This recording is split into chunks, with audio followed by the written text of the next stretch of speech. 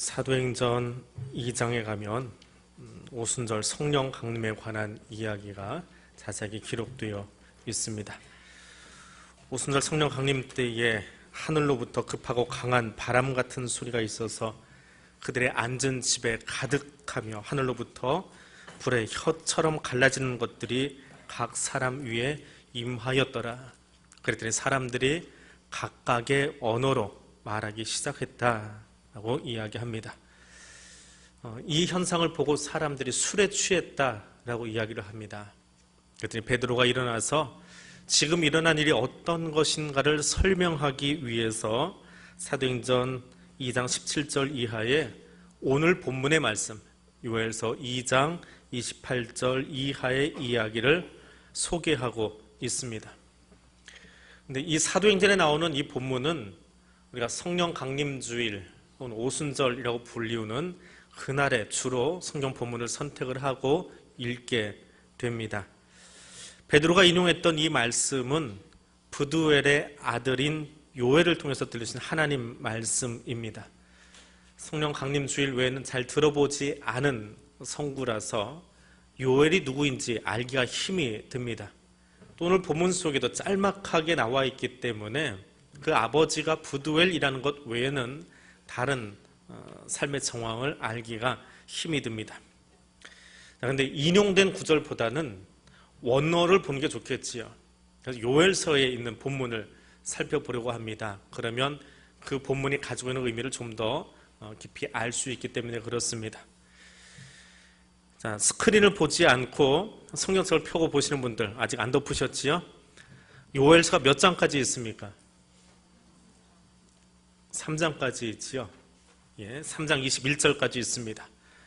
근데 이제 설교를 준비하다 보면 다른 언어로 된 책들을 옆에다 이렇게 놓고 같이 보게 되는데 히브리어로 된 성경, 우리가 흔히 원어 성경이라고 부르는데 성경은 원전은 없습니다. 다 옛날 파피루스에 기록이 되어 있었기 때문에 그러니까 베껴 쓰고 이렇게 사본으로 내려오는데 가장 그래도 근접하다라고 여겨지는 그 히브리어 원전 성경이라고 부르는 그곳에 보면 히브리인의 성경을 보면 요엘서는 3장이 아니고 4장으로 되어 있습니다. 그럼 성경이 뭔가 좀 이상하지요? 그럼 대체 왜 4장이 되어 있을까? 이제 다시 대조를 해봅니다. 잘 읽어지지 않는 히브리어를 가지고 읽다 보니까 히브리어 성경으로 요엘 2장 27절까지 나오고 오늘 본문이 없습니다. 28절에서 32절이 없습니다. 그럼 이 구절은 어디로 갔을까요? 그게 3장이에요. 그게 히브리어 성경으로 3장입니다. 우리는 2장 28절부터 32절인데 히브리인들은 이것을 3장으로 취급을 합니다. 그리고 우리의 성경 3장 이하는 4장이에요. 그러니까 그 장수, 절수만 빼버리고 나면 다 똑같아요. 그런데 장 구분이 다른 것입니다.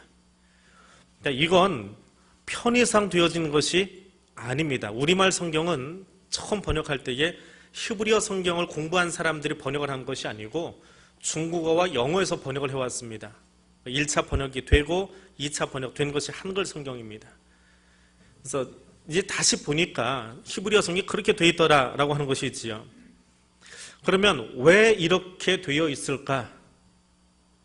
장을 왜 여기서 끊었을까라고 하는 거예요. 히브리인들이 갖는 이 성경을 이해하는 방법입니다. 자, 성악을 전공하신 분들은 노래 찬양 연습을 숙소에서 좀 받아본 적이 있습니다. 그런데 성악을 하신 그 선생님이 제 앞에서 하는데요, 두 소절을 숨을 한숨으로 다 몰아쉬어서 다 소리를 내세요. 근데 저는 호흡이 안 돼가지고 조금 느리게 가는 곡은 한 소리 반토막하고 나면 숨이 끊어져 버려요. 그래서 다시 숨을 쉬어야 돼요. 참 호흡법이 기가 막혀요. 예, 음악을 하신 분들이. 자, 찬양을 준비하고 노래를 부릅니다. 찬양을 합니다. 그럼 지휘자가 그 곡에서 어느 부분에 힘을 좀 더 실어주려면, 이 가사를 좀 더 명확하게 하려면 그 앞부분에서 쉬라고 지시를 해야 돼요. 그리고 전체 찬양에 동일하게 호흡을 하고 그 다음 강조해야 될 가사를 같이 소리를 내서 내어보냅니다. 이게 지휘자가 하는 역할이지요. 마찬가지로 성경에서 장이 끊어진다라고 하는 것은 앞의 이야기와 뒤의 이야기가 좀 다르다는 거예요. 그리고 이제 나올 이야기에 힘을 실기 위해서 여기서 숨 좀 쉬고 넘어가자라고 하는 의미가 있습니다. 우리말 성경에는 그 표시가 없는데 히브리어 성경에는 문단이 끊어질 때, 단락이 끊어질 때 거기에 숨 쉬라는 마킹이 있어요. 표시가 있어요. 2장 27절까지 읽은 뒤에 28절부터는 중요한 이야기예요. 그래서 숨을 좀 쉬라는 거예요. 그래서 3장이에요. 그리고 그 이야기가 끝난 다음에 4장이 하는 또 다른 이야기예요. 그래서 그 대목을 끊어서 3장으로 만들어 놓았습니다. 자, 히브리인들의 생각 속에서는 1장과 2장에서는 메뚜기 재앙, 가뭄에 대한 이야기를 다루고 있고 여호와 날이 임박했다라고 하는 말이 나옵니다. 그리고 3장을 건너뛰어서 4장, 우리말 성경으로 3장에 해당하는 부분은 다시 여호와의 날의 심판에 관한 이야기가 나옵니다. 자, 그러면 2장을 멈추고 3장으로 우리가 읽은 본문으로 넘어가기 전에 숨을 고르는 이유는 뭡니까? 3장에 나오는 이 이야기를 주의 깊게 들으라라고 하는 거예요. 이것이 하나님의 마음이다라고 하는 거예요. 여호와의 날, 마지막 날, 종말은 분노의 날이고 환난과 고통의 날이고 황무함과 파괴의 날이고 캄캄하고 어두운 날이다. 그것만 이야기하는 게 아니라 마지막 날은 내 마음, 하나님의 마음이 이거야 라고 힘주어 이야기하기 위해서 쉼표가 양쪽에 들어가 있는 것이 3장의 의미입니다. 그러면 이 본문의 의미는 진짜 무엇일까? 히브리적인 관점에서 볼 때에 하나님이 유대인들을 사용해서 이 성경을 기록하셨는데 그 의미가 무엇이냐? 그 첫 번째는 모든 사람에게 찾아오시는 성령 하나님, 하나님의 영, 그것을 이야기하고 있습니다. 히브리인들의 입장에서 본문을 28절에서 32절을 3장으로 분류해야 되는 가장 강력한 이유가 무엇이냐? 하나님이 모든 사람에게 찾아오셨다라고 하는 거예요. 하나님의 영이 만민에게 쏟아 부어 주셨다라고 하는 거예요. 이것은 이사야 선지자도 선포했던 내용입니다.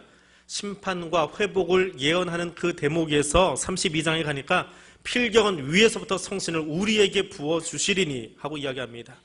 하나님의 영이 임하는 사건, 이 시대에 하나님께서 우리와 함께 하시겠다는 강력한 의지의 표현입니다. 본문을 다른 번역으로 한 번 더 읽어드리겠습니다. 나는 만민에게 내 영을 부어주고 너희 아들들과 딸들은 예언자가 되고 너희 늙은이들은 꿈을 꾸고 너희 젊은이들은 환상을 보리라. 나는 그날의 남녀 종들에게도 내 영을 부어주리라. 국제성서 주석이라는 주석책에 나오는 번역, 개인 번역입니다. 마지막 날에 우리가 보게 될 정말 중요한 사건 가운데 하나는 하나님의 영이 모든 사람에게, 만민에게 부어진다라고 하는 거예요. 근데 그 이야기가 본문인데 이것을 사도행전에 나오는 오순절 성령강림 사건으로만 연관시키기에는 그 의미를 요만큼만 해석한 거예요. 전부가 아니라는 거예요. 종말의 때에 하나님께서는 이 땅의 모든 사람과 함께 하기를 원하십니다. 1부나 2부나 3부나 이 이야기 해도 아무도 아멘도 안 하고요. 감격이 없어요. 왜냐하면 우리는 히브리인이 아니기 때문에 그래요. 방금 했던 그 한 문장이 히브리인들에게 얼마나 큰 감동의 시간인지 모릅니다. 왜요? 하나님의 영이 모든 사람에게 임한다라고 하는 것은 말로 다 형용할 수 없는 은혜예요. 하나님의 영이, 하나님의 함께하기 원하시는 사람이 누구냐? 너희 자녀들, 그리고 성경에 나오는 그 표현대로 그냥 하겠습니다. 좀 거친 표현이긴 한데 이 늙은이들, 나이 들어서 뒤로 물러난 사람들, 또 한 사람은 누구요? 종들, 노예들. 그들에게도 하나님의 영을 주겠다라고 하는 거예요. 그까짓 게 뭐 하지요? 우리 입장에서는 그래요. 근데 히브리인들이 하나님이 그들을 통해서 이 말씀을 쓰셨는데 어린아이들은 이 예배도 좀 어린아이가 한 2명, 3명, 2명 있는데 저 어린아이들은요 인구 개수에 들어가지 않아요. 사람이 아직 아니에요. 아직 어른이 되지 않았기 때문에 성인체가 안 했기 때문에 사람이 아니에요. 성경에 나오는 늙은이라는 표현은 뭐예요? 이제는 밖에 나와서 제 밥벌이도 못할, 군사로 동원되지 못할 그런 사람들이라는 거예요. 종은 뭡니까? 그 집에 나귀와 양과 똑같이 취급받는 물건이에요. 근데 하나님의 영이 누구에게 임한다고요? 구약 성경을 보면 하나님의 영은 왕과 예언자들, 기름 부음 받은 자들에게만 특별하게 임한 거예요. 모두에게 임하지 않았습니다. 그런데 요엘을 통해서 이야기해 주시는데 그 하나님의 영이 누구에게 임해요? 우리 모두가 사람 취급하지 않던 저 어린아이에게, 그리고 우리 모두가 이제는 나이 들어서 뒤로 물러나 버린 저 노인들에게, 또 누구요? 집에서 물건 취급하는 종들에게까지, 모든 사람에게, 왕과 예언자라고 하는 특권 계층에만 임한 것이 아니라 하나님은 아무도 외면하지 않고 아무도 배척하지 않고 모든 사람에게 자신의 영을 하나님의 친히 그들과 함께 하시겠다라고 하는 거예요. 유대인만이 아니고 열방을 향해서 모든 사람과 함께 하기 원하시는 하나님의 마음이 이 구절의 표현이에요. 그래서 이스라엘 백성들은 이 대목을 이야기할 때 2장과 붙여 이야기할 수 없는 거예요. 너무나 감격적인 사건이라. 심판을 이야기하다가 갑자기 나온 이 말씀은 숨을 좀 고르고 호흡을 깊게 들이마신 뒤에 3장 하나로 뚝 떼어서 하나님이 우리 모두 가운데에 임재하신답니다 라고 큰 소리로 합창하며 노래할 수밖에 없는 이야기입니다. 오늘 그 하나님의 영이 여러분 가운데 함께 할 수 있기를 원합니다. 그 하나님의 구원의 은혜가 우리 모두에게 함께 할 수 있기를 원합니다.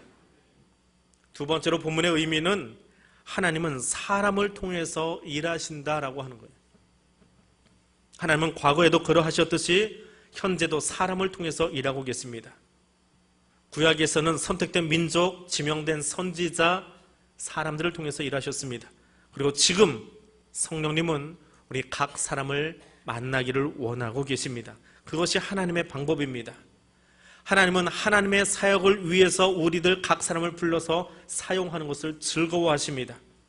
이미 하나님이 예정해 놓으신 승리한 전쟁이라 할지라도 거기에 하나님의 사람들을 끌어들여서 그들을 통해 그 전쟁을 수행하게 하십니다. 조그마한 아이성을 치러 올라갈 때에도 여호수아와 그 군대를 불러서 성을 치게 하셨습니다. 미단을 치실 때에도 오합지졸 같은 기돈의 300 용사들을 불러 모아서 그들과 더불어 미디안의 잔당들을 처리하도록 하나님이 그들을 들어 사용하셨습니다. 소돔과 고모라를 불러 심판하실 때에도 그냥 하나님 마음에 안 드니까 불러 태워버리면 그만이지만 아브라함에게 이야기해 주시고 그를 통해서 소돔성 안에 있는 롯에게도 그 소식이 들리도록 사람을 사용하셨습니다. 이스라엘이 잘못했을 때 애굽과 바벨론을 들어서 회초리로 사용하셨습니다.